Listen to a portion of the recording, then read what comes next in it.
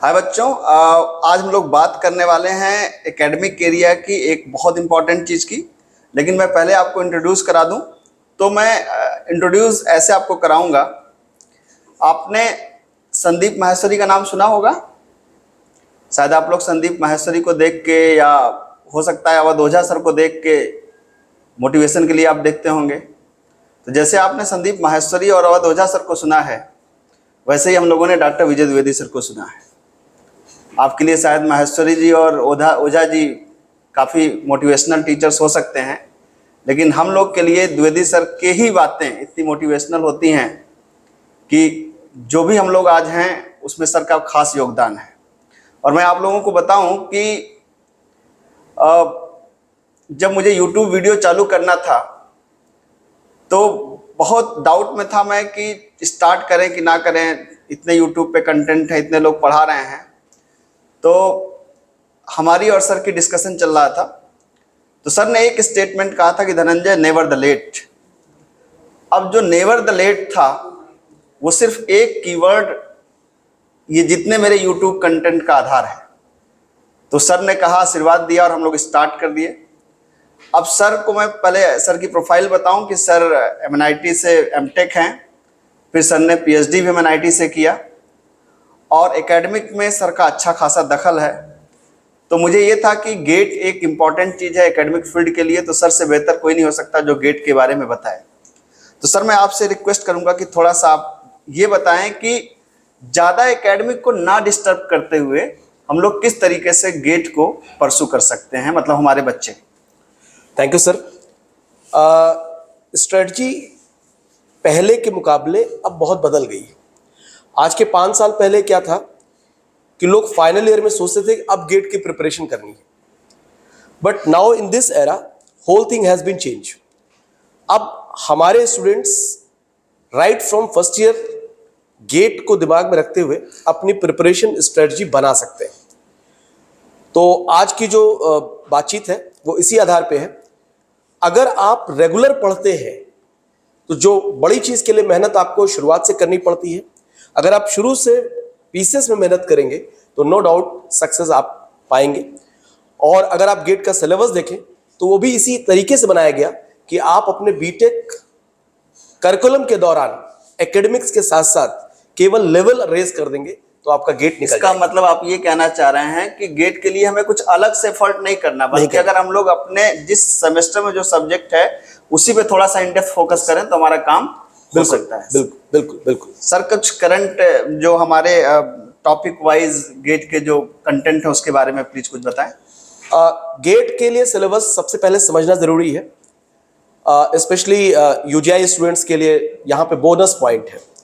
तो जब हम गेट की बात करते हैं तो गेट अगर कंप्यूटर साइंस में हम बात कर रहे हैं तो 3 पार्ट में डिवाइड है। एक जनरल एप्टीट्यूड है, इंजीनियरिंग मैथ्स है और कंप्यूटर साइंस है।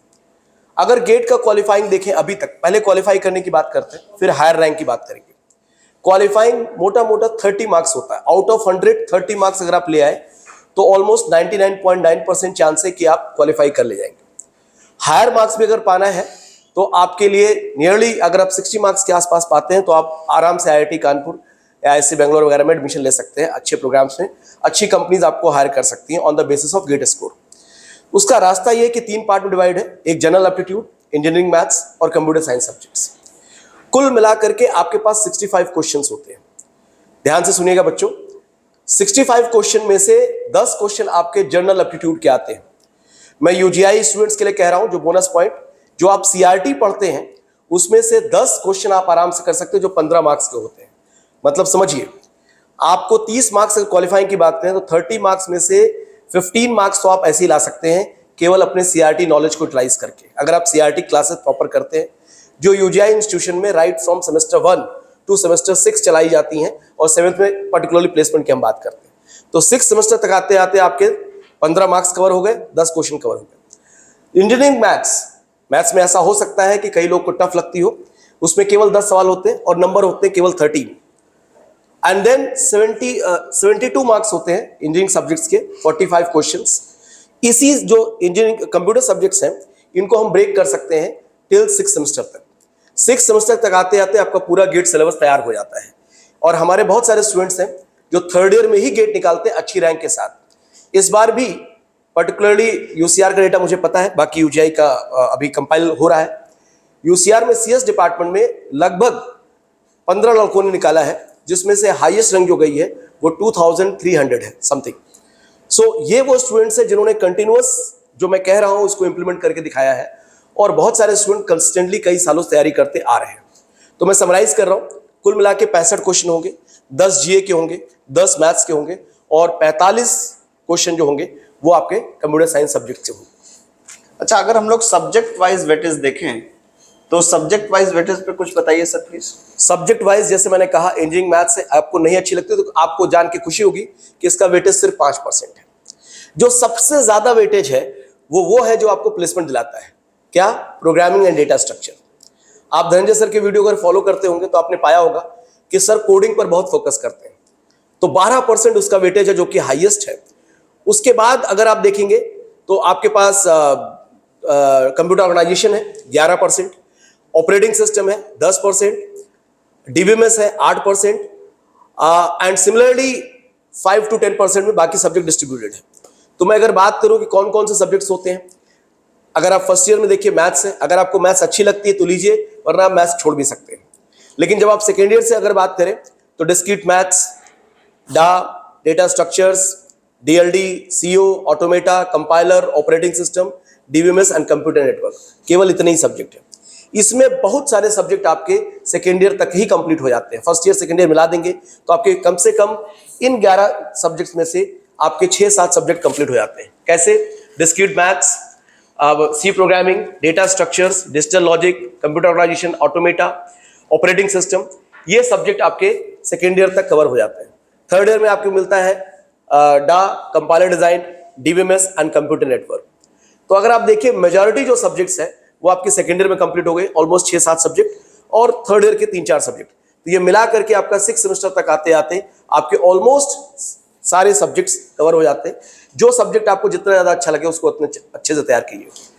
सर मैं जो समझ पा रहा हूँ कि इसका मतलब कि अगर हम लोग प्लेसमेंट और गेट की दोनों की तैयारी साथ साथ करें तो 60-70% तो चीजें कॉमन है, 30% का वेरिएशन है जो थोड़ा सा मैनेज करना मैं पड़ेगा। इसको और स्ट्रेस कहूंगा कि अगर आपका कोर अच्छे से तैयार है तो प्लेसमेंट के इंटरव्यू सब्जेक्ट्स में आपको सोचने की जरूरत नहीं होगी, नहीं पड़ेगी, क्योंकि आपका इंटरव्यू कोर सब्जेक्ट पे फोकस्ड होता है।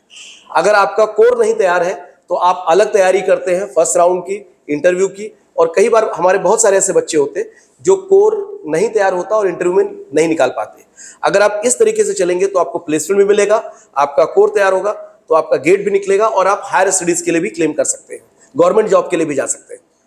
ओके, अब सर कुछ आप इवेंट्स के बारे में बात, अच्छा कि 2024 का रोड मैप क्या है, किस तरीके से क्या डेट्स हैं? बेसिकली जैसे हमारे जो फाइनल के स्टूडेंट्स होते हैं, मैं उनके लिए अब खासकर कह रहा हूँ, या जो थर्ड ईयर के स्टूडेंट इस समय पे हैं 6 सेमेस्टर में, कि अभी आपको अचानक से घबराने की जरूरत नहीं है, आपको पूरा समय मिलेगा। सितंबर तक आते आते हम लोग की जो मेजर कंपनीज होती हैं, मेजर प्लेसमेंट्स होते हो जाते हैं। गेट की भी शुरुआत सितंबर एंड में होगी, नियरली रजिस्ट्रेशन की लास्ट डेट 30 सितंबर होती है, और हम लोग लेट फी के साथ फर्स्ट वीक ऑफ अक्टूबर ले लेते हैं। अगर हम तब से भी तैयारी शुरू करें तो ये एग्जाम फरवरी में होता है, यानी अक्टूबर तक आते आते आपका प्लेसमेंट हो गया। उसके बाद आप तैयारी कर सकते हैं रिवीजन मोड में, क्योंकि सारे सब्जेक्ट आपके पढ़े हुए हैं, केवल उसका लेवल बढ़ाना है गेट के लेवल तक। तो आप फरवरी में आपका इम्तहान होगा, अक्टूबर से लेकर फरवरी तक आप मेहनत करेंगे, नो डाउट आप अच्छी रैंक पा सकते हैं। कंसिस्टेंटली आपके बहुत सारे सीनियर्स हैं जो अच्छी रैंक पाए हैं, और उनके नंबर्स 50 से ऊपर भी आए हैं। ऐसे भी स्टूडेंट्स हैं जिनको AKTU, जिनकी रैंक 300 के नीचे आती है, उनको AKTU खुद सम्मानित करता है, कॉलेज भी बच्चों को सम्मानित कर रहा है जो कि गेट पाते हैं। तो आपके पास एक्सेलेंट अपॉर्चुनिटी है कि आप अपने टाइम को प्लान करिए, आपको सब कुछ मिलेगा, आपको प्लेसमेंट भी मिलेगा, अच्छी नॉलेज रहेगी तो आप गेट भी निकालेंगे, आप हायर स्टडीज के लिए जा सकते हैं। Even computer science student can also go for government jobs. Okay, अच्छा इसके लिए क्या कुछ अलग से किताब या कुछ अलग से पढ़ना है, या जैसे हम लोगों ने शुरुआत में ही बात करी कि अपने को सेमेस्टर वाइज सब्जेक्ट को ही लेकर के चलें, या कुछ अलग से आप बुक वगैरह रिकमेंड करेंगे? अगर आप यूजीआई के स्टूडेंट्स हैं, यहाँ पर यूजीआई स्टूडेंट्स को खासकर वेटेज है, with due respect to all other institutions. UGI institution में एक कल्चर है बुक बैंक का। ये अलग बात है कि हमारे बहुत सारे स्टूडेंट्स इस दुर्भावना से ग्रस्त रहते हैं कि हमें रेफरेंस बुक्स या बुक बैंक समझ में नहीं आती, लेकिन अगर आप गवर्नमेंट जॉब की कल्पना करते हैं, अपने लिए टारगेट रखते हैं, गेट के लिए टारगेट सोचते हैं, तो रेफरेंस बुक ही आपके पास वो माध्यम है जिससे आप ये पार कर सकते हैं। नॉर्मली होता है उसकी लैंग्वेज समझ में नहीं आती, हाँ उसके लिए आपको थोड़ा ध्यान से पढ़ना होगा, और क्योंकि नॉलेज आपको गेन करनी होगी। एक बार अगर आपने रेफरेंस बुक अच्छे से पढ़ी तो आप कोई भी एग्जाम क्लियर कर सकते हैं, किसी एडिशनल मटेरियल की जरूरत नहीं है। अगर हम लोग फर्स्ट ईयर से बात करें, जैसे जो बच्चे अभी एग्जाम दिए होंगे उन्होंने डेटा स्ट्रक्चर्स पढ़ा तो उसकी किताब होती है होरोविट्ज साहनी की।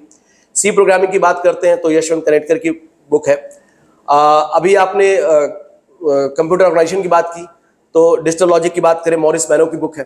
तो these are the standard book. Operating system अभी पढ़ने जा रहे हैं जिसमें गैल्वन की बुक मिलेगी। जब आगे आप डीबीएमएस की बात करते हैं तो कोर्स और नवाती किताब होती है। जो नेटवर्क पढ़ रहे हैं उनके पास फ्रोजन की बुक है। तो हम जो कॉलेज आपको प्रोवाइड करता है वो स्टैंडर्ड बुक प्रोवाइड करता है, इस एम के साथ कि आप अपनी तैयारी स्टैंडर्ड बुक के साथ करिए। जैसे मैं आपको थोड़ा सा विषयांतर करूंगा कि अगर आप क्रिकेट खेलते हैं तो आप अगर अच्छा खेलना चाहें तो आपका बैट अच्छा होना चाहिए। अगर आपका बैट अच्छी क्वालिटी का नहीं है तो आप कितने अच्छे प्लेयर हो, कितनी मेहनत से आप शॉट मारे तो आपका शॉट नहीं जाएगा। अभी मैं रिसेंट एक इसमें एग्जांपल कोट कर रहा हूं, रिंकू सिंह के 5 छक्के आपको याद होंगे। अगर आप ध्यान से जाएं तो जो बैट उन्होंने यूज किया था वो नीतीश राणा का बैट था। यानी कि बहुत बार ऐसा होता है कि हम इस बात पे फोकस करते हैं कि हम प्लेयर तो अच्छे हैं, लेकिन अगर हमारा साधन अच्छा होगा तो हमारा बैट अच्छा होगा तो हमारे स्ट्रोक में पावर आ जाएगी। तो नो डाउट अगर आप रेफरेंस बुक के साथ तैयारी करते हैं तो आपके प्रिपरेशन में, आपके मेहनत में एक पावर आएगी जो निश्चित तौर पे आपको सफलता की नई ऊंचाइयों तक लेके जाएगी। एक कहावत कही जाती है sir, winners don't do different things, winners don't do different things, they do things differently. जो सफल होते हैं वो कोई अलग चीज नहीं करते हैं, वो उन्हीं चीजों को करते हैं लेकिन अलग तरीके से करते हैं। तो आपको ये समझने की जरूरत है कि वो अलग तरीका क्या है। यहां पर मैं गेट के रेफरेंस बात करूंगा कि जो अलग तरीके से करते हैं वो रेफरेंस बुक पर फोकस करते हैं। अगर आपने रेफरेंस बुक को फॉलो किया है तो आप खुद पाएंगे, गेट का पेपर अगर पलट के देखेंगे अपने सब्जेक्ट का, कि आप बहुत सारे क्वेश्चन अपने फर्स्ट सेमेस्टर में, सेकंड सेमेस्टर में, थर्ड सेमेस्टर में, फोर्थ सेमेस्टर में, थर्ड ईयर तक आते आते आप क्वालिफाइंग तो अपने आप ही कर लेंगे। तो केवल आपको हायर मार्क्स के लिए जाना पड़ेगा, उसके लिए कुछ स्पेशलाइज चीजें होती हैं जो हम लोग कर सकते हैं। तो अलग से हमें किसी पर्टिकुलर मटेरियल की तरफ जाने की या सोचने की जरूरत नहीं है। तो द्विवेदी सर ने इतना समय निकाला और आपको शायद अंदाजा ना हो इस बात का कि सर कितने लोगों के इन्फ्लुएंसर हैं। हजारों लोगों को तो मैं ही जानता हूं, जिसमें से एक मैं भी हूं।